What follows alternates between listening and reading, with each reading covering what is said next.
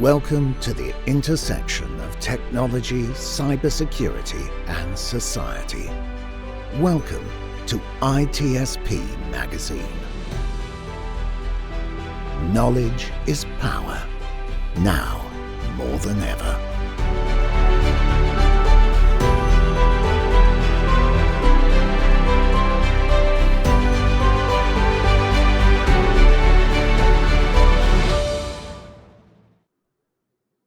Hey everybody, this is MK Palmore. Welcome to a new episode of the Leadership Student Podcast. I've been looking forward to this conversation for quite some time. I have Chris Cochran in this virtual studio.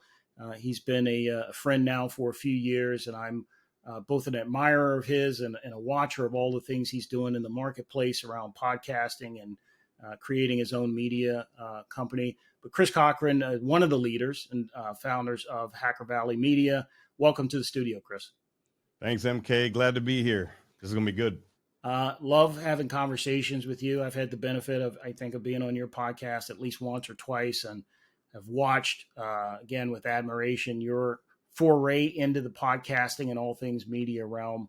And I want to jump into the leadership discussion with you around what it takes from an entrepreneurial standpoint to actually sort of forge off on your own and become the leader of your own media element. And maybe we can start with just a little bit about your background in terms of what you were doing in tech when you and your partner decided to sort of strike off on your own.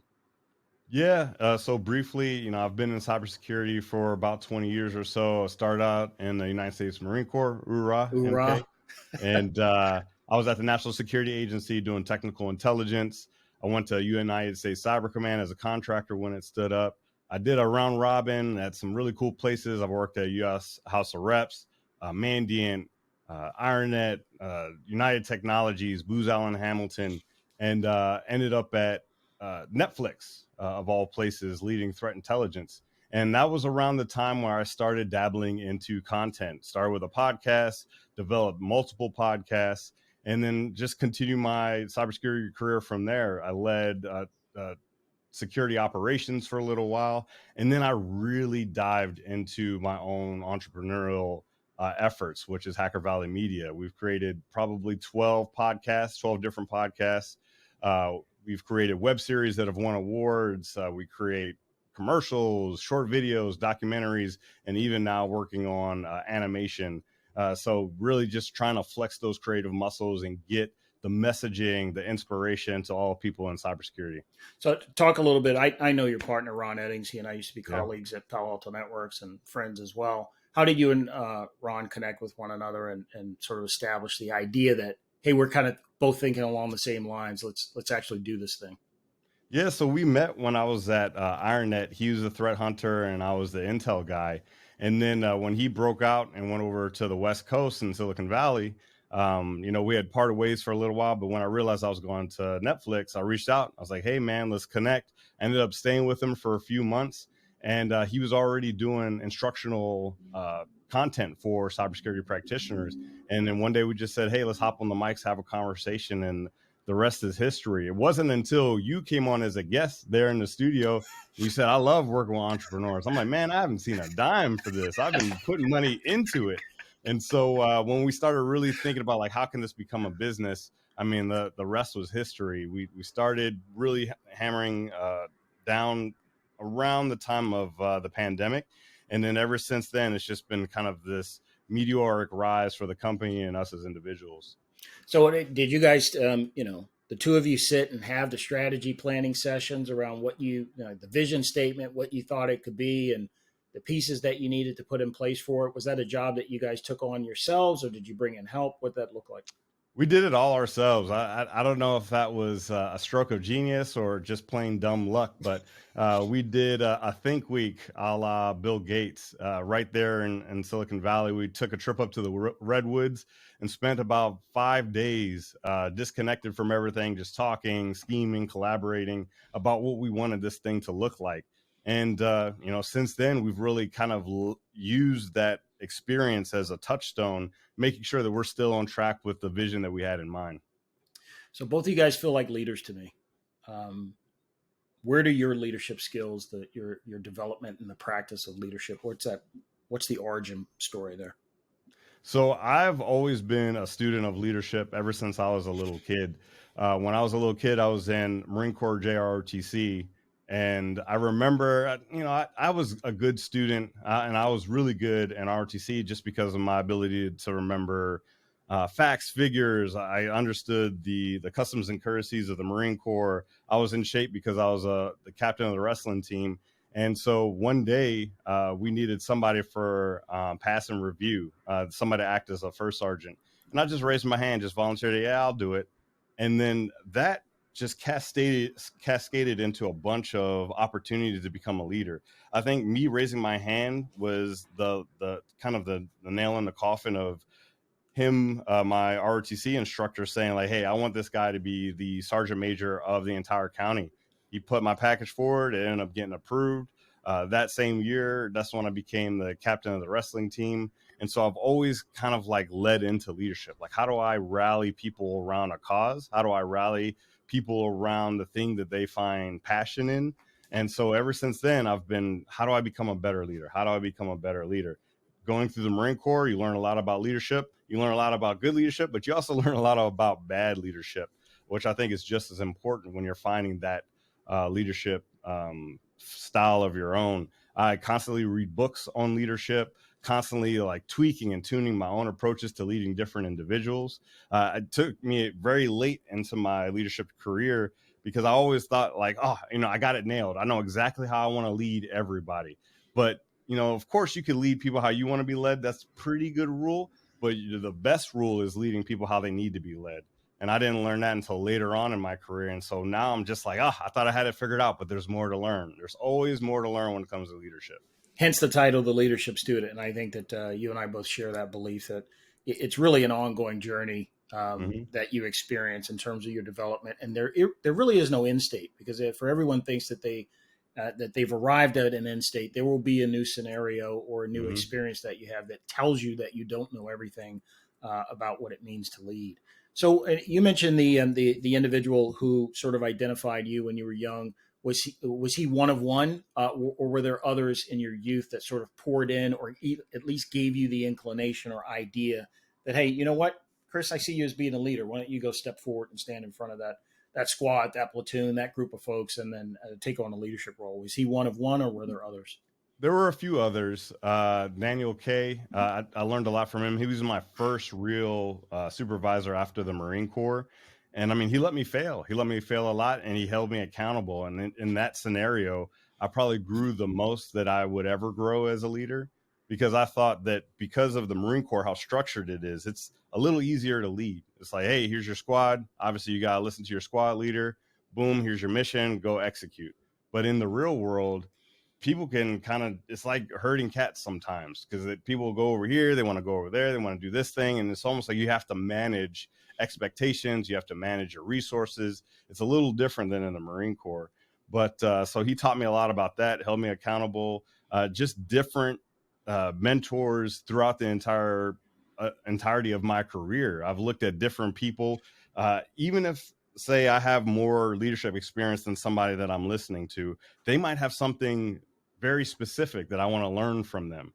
And so I never feel like that I'm in a place where I can't listen to somebody. Being coachable is one of those very important aspects. I remember I've been an athlete all my life, and I remember I was doing a stint as a power lifter. And I remember this young kid, he was phenomenal. He's doing great, killing it at meets. And one day he was like, yeah, I'll never be a champion because I'm not coachable. And I'm like, what? That's a mindset shift. You don't have to just say like, hey, that's it. I'm not coachable. No, I'm not going to listen to anybody. If he would have just turned that on just a little bit, you probably could have been one of the greats. But I always feel like if you're coachable, if you'll listen to people that know better than you, that have fought the fight, that have been through those experiences, that's just going to get you there much quicker than if you're trying to figure out everything on your own. You already mentioned this, but you talked a little bit about reading books on leadership, learning it from other people. What role do you think that continues to play in your developing style as a leader, specifically maybe the reading portion? Then I want to ask you about things like journaling. Yeah, so on the reading front, I listen to a podcast called Founders, which is all about the great founders in the past. What this guy does is he reads autobiographies and biographies about the great thinkers, the great leaders of our society. And every time there is a great book or a book that I feel like I need to read, I buy it. I have probably like 50 books sitting over there just waiting to be read, but constantly reading and getting the aspects of other people.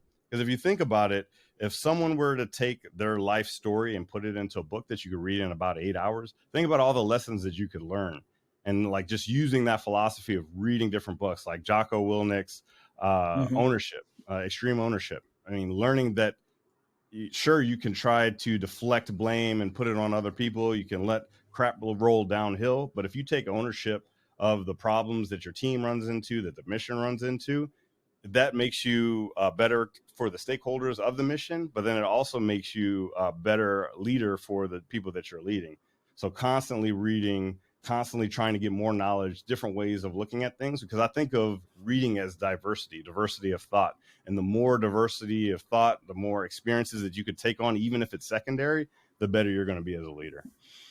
So it's oftentimes challenging to set aside time to read. Yeah. It's very time consuming, actually. It is. What kind of reader are you? Are you the kind that end to end in the book and you get through it pretty fast, or do you just dive in on the places that you think might be interesting to you? A little bit of both, depending on the book. If there's a book that just hooks me and I'm like, oh, so funny enough, it took me a long time to read this book, even though I knew that it was something that I needed to read.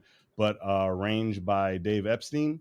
It's about how everyone thinks that you need to be a master of one, but actually having range is useful. I burned through that so quick because every single page, every single story resonated with me. And but some other books are more textbook like. So I do a lot of study on social neuroscience. And that's more of a like, hey, I'm going to jump to a chapter. I'm going to digest some things, see how it sits with me, see how I can apply it to my creation, to my leadership, and then just keep it moving. So I'm a mix of everything. I'm also a subscriber of Blinkist, which I think is a pretty cool application that boils books down to their 10, 11 best points. And if I see something that's like, oh, wow, I need to read this book, then I'll just go and read the whole book. So yeah, you might be touching on something I may need to explore in a blog or something around the idea of how sort of the new way to consume information might impact your development as a leader, because the traditional stuff, like you mentioned, I go read books, maybe I listen to some TED Talks. You certainly in your professional life experience leaders in different ways because you're working with and for different people, hopefully taking the good stuff, leaving the bad stuff on the table. I'm wondering what kind of impact you think the role of technology plays on how we view leadership now. Yeah, I would say that it is easier and harder. It's easier in the sense that you have access to more information, right? Whether you need facts and figures for leadership styles, understanding people, getting access to other research, access to other ideas and leaders. But then there's also a lot of bad out there. There's a lot of conflicting information that you're then having to analyze to see what is the truth and in your reality, what is the truth in the global sense. So I think it's both easier and harder. There are things that I think can benefit leaders from a technological standpoint, but then are also things that could become crutches. For instance, everybody uses Chat GPT now for different reasons. If you're utilizing Chat GPT to write thank you letters for your team, that's something that I don't think you should outsource to a machine. I think you should actually go through the motions of thinking about what do I want to say to my team, and why did what they say or what they did resonate with me, with the mission, with the business. So I think technology should be used in leadership, but I don't think it should be used as a crutch. So you mentioned team development. You've had probably a lot of exposure, more than most, having served in the Marines. You see a method of sort of team building exercise. What's been your vision of team building in the private sector? I'm interested to hear maybe the challenge to actually building cohesive teams in the private sector. Yeah, so I got a little bit of a cheat code for that. Very early on, I would say around my time at Mandiant, I learned about Simon Sinek, Start With Why. And Start with Why was really geared towards businesses and then individuals. But I thought, what if I could use this specifically for my team? What if we could craft what our team identity is together? Because I think a lot of the times that you find whenever you assume a team or build a team, they're still individuals at the end of the day. There needs to be a process for getting everyone into alignment. And if you allow the team to provide input to what is our mission, what is our vision, what is our values as a team, people automatically take on ownership of the team as well. And when someone has ownership of the team and they identify as a team member of that team, they're going to perform much better than if they feel like they're an individual that's just punching the clock and going to work every single day. So that's one thing that I always take folks through is this mission, vision, and fact finding, this value finding mission of figuring out what do we care about as a team and how do we move forward in that same identity. So I'm a little bit split on this, on your version of this, only because in my current employer, that's absolutely the position they would take, which is everybody sort of crowdsource the vision, mission statement, have them participate, shows and develops ownership. But the challenge, I think, in that model is that you get into a point where decision becomes democratized, and it actually slows down the ability to execute, because the bigger the team gets, guess what? If I give you a team of 50 people, you're going to get 61 different opinions as to how to tackle any one particular problem. It's like it's like everyone's got a good idea. At some point, the leader's got to like pick the decision or pick the choice and pick the direction of travel and go. How do you feel like what you just described, which again, I absolutely believe in that as a core component of the foundation, but how do you then evolve that into something that's functional and scalable? Oh yeah, I'm definitely not saying that this process is the leader being a napkin in the wind. It's the leader that's taking input from the rest of the team. And if you have a team of 50, I hope it's not a team of 50 direct reports. I'm hoping that in that team of 50, there's like 5 to 6 leaders that you're working with. So then you do that exercise with those 5 to 6 leaders. So you're on the same page. And so when they go to execute, they have that team identity, the values, the mission, the vision in mind. I would say that when you're doing this process with your team, you're taking in input and you're putting that puzzle together with your vision in mind for where you headed as a community or as a team. Because sometimes one of the rebuttals that I received for this was, well, you shouldn't pick your mission because the organization should have picked your mission. They wanted you to build this team for X, Y, and Z reason. Mm-hmm. Why would you even describe crafting the mission with your team? Even if it's the same exact mission, even if you say, all right, this is our mission, this sentence, like, we're the threat hunters for this organization. Even if you put your own language on it, it's the same thing. If you were to say it 3 different ways, it's the same exact thing, but you chose the words that went onto that page. You're still going to take that on as having ownership of what that mission is. So I think even going through that exercise, whether it's the leader that's dictating what that mission is, whether it's the business, still having people feel like they can have input to what the mission is, even if their input isn't taken at wholeheartedly, 100%, I still think they feel involved in the creation and the mission at the end of the day. Yeah, good point. I talk a lot about, certainly from my perspective, I've learned more from my failures than I have from my successes. Is there anything in your leadership past that sort of sticks with you? You can anonymize any data here, retelling any story, but is there anything that sticks with you that just really changed your perspective on leadership? Absolutely. And it was, I kind of alluded to it earlier in the episode where we were talking about leading people how they need to be led. Because I thought, coming, from where I was coming from, I was like, oh, I got leadership figured out. I'm going to give everyone as much freedom to do their work as possible, because that's how I want to be led. I don't need to be micromanaged. You give me a mission, you give me my resources, and I'm going to go execute. And I thought that, I'm going to just lead everyone that way. I want people to do their best work. I'm going to give them the support that they need. But for all intents and purposes, it's going to be on them to execute their mission. And then one day I received a message from my boss to say, hey, I want to have a conversation with you.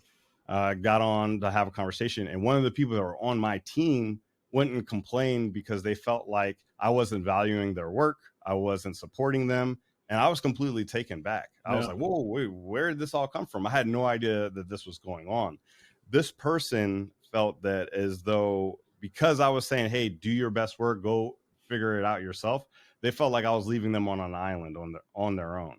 I was meeting with everybody about every other week or something like that. They needed much more frequent touch points with me. And so I realized you can't lead everybody how you want to be led. You have to lead people the way they need to be led. And so if they need a little extra time, they need a little extra attention, a little more direction, then you have to kind of tweak and tune your leadership abilities to get the best performance out of them. Am I saying that you have to bend to the will of every single person that you lead? Absolutely not.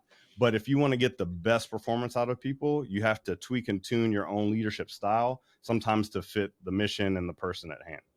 No, this is a fantastic point you're bringing up. And it's something I struggled with as well early in my leadership career, because our backgrounds are very similar.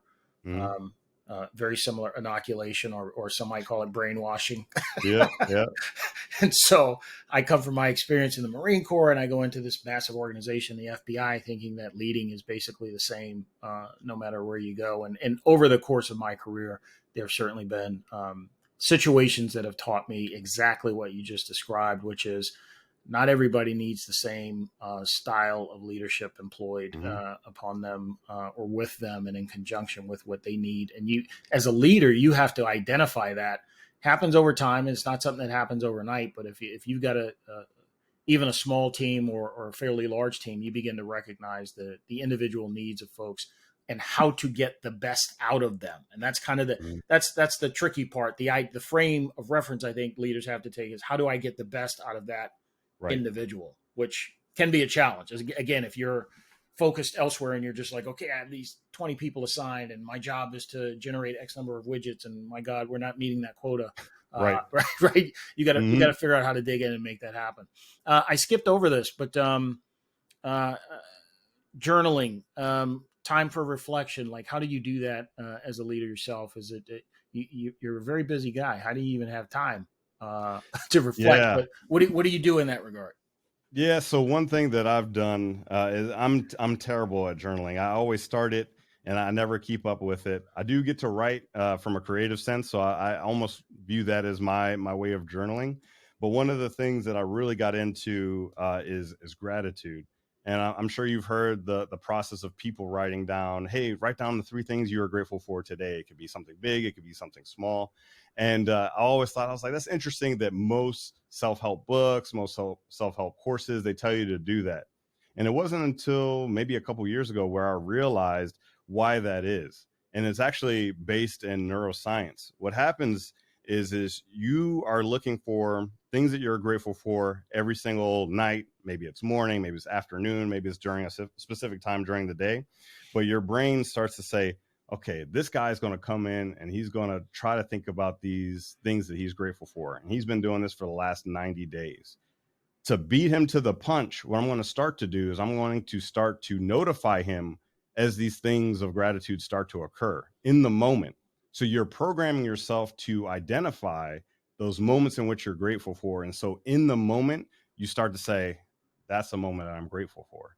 Instead of saying like, all right, let me think back to what I could be grateful for, your mind starts to be programmed to identify those moments of gratitude, which can increase job satisfaction. It can increase joy, contentment, happiness, just complacency in a good sense when it comes to your family, your job, your role in life. You find those grateful moments and boom, life just gets a little bit easier. I don't know if you read anything from Brene Brown, but she wrote things like Dare to Lead. A lot of times joy is followed up by fear. And she said the best thing that you can do to combat that fear, like if you go and you look at if you had you've had kids, I've had kids. I remember walking in, seeing them in their little cribs as completely vulnerable and beautiful and innocent as possible. And you get that sense of joy, but then immediately that joy starts to fade away because you're like, what if something bad happened to them? What if they got sick? What if somebody did something wrong to them? What if they don't turn out how we would want them to be and they become a criminal, right? You start to think about all these things that might not ever happen.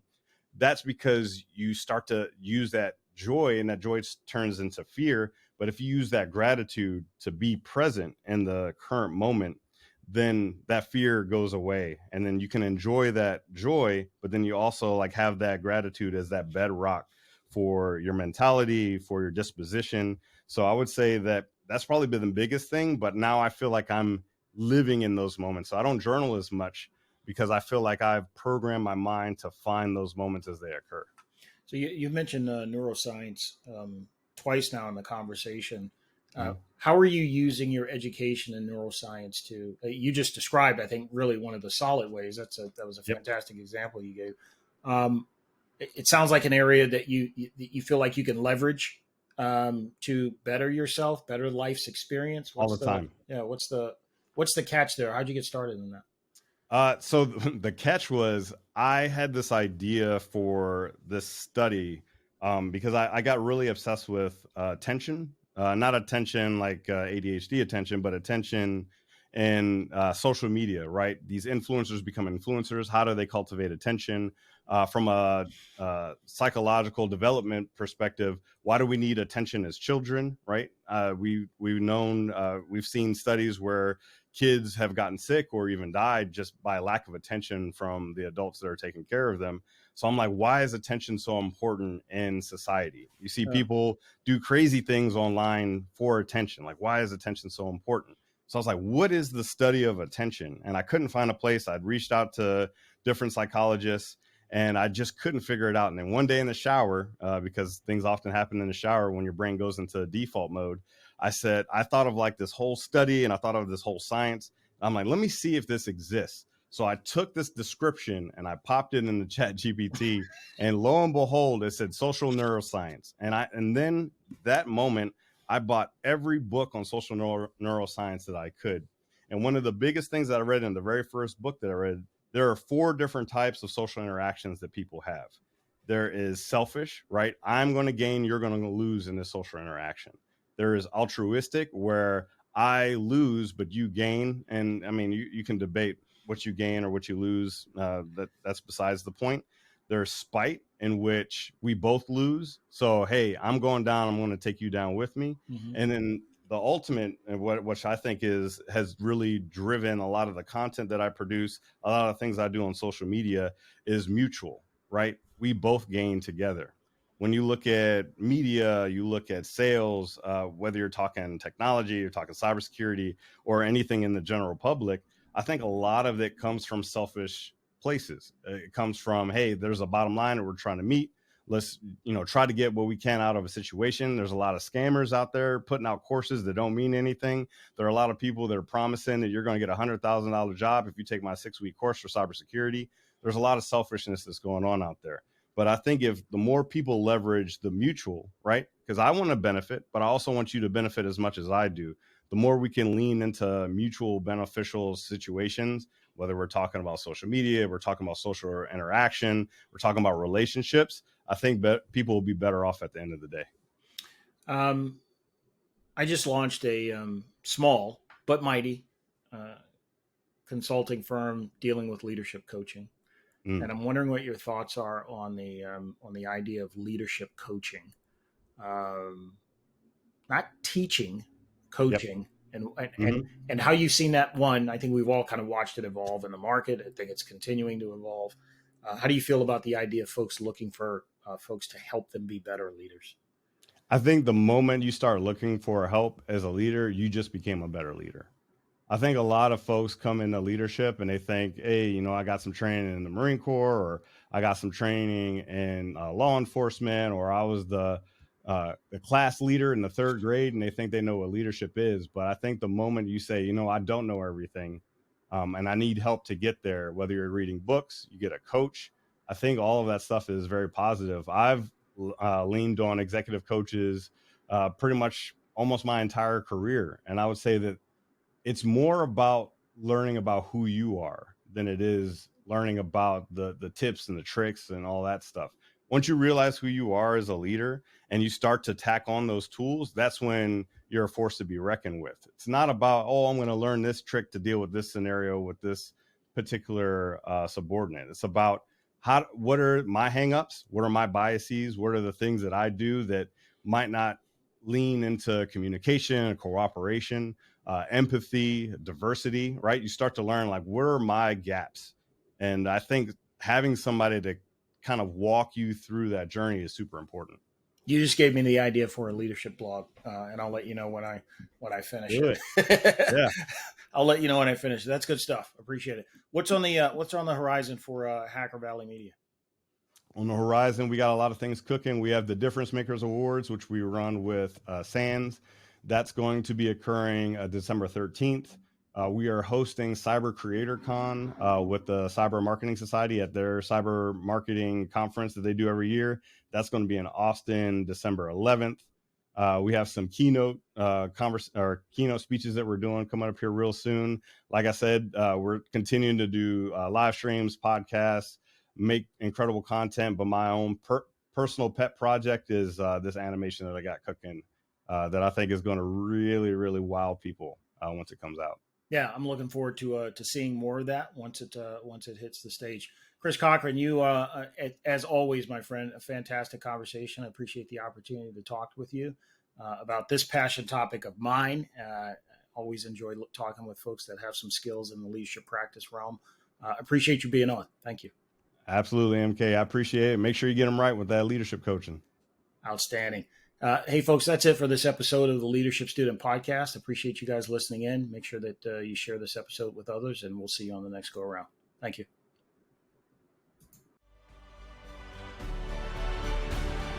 We hope you enjoyed this conversation.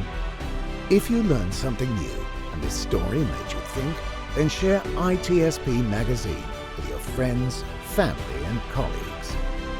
If you represent a company and wish to associate your brand with our conversations, sponsor one or more of our columns. We hope you will come back for more stories and follow us on our journey. You can always find us at the intersection of technology, cybersecurity, and society.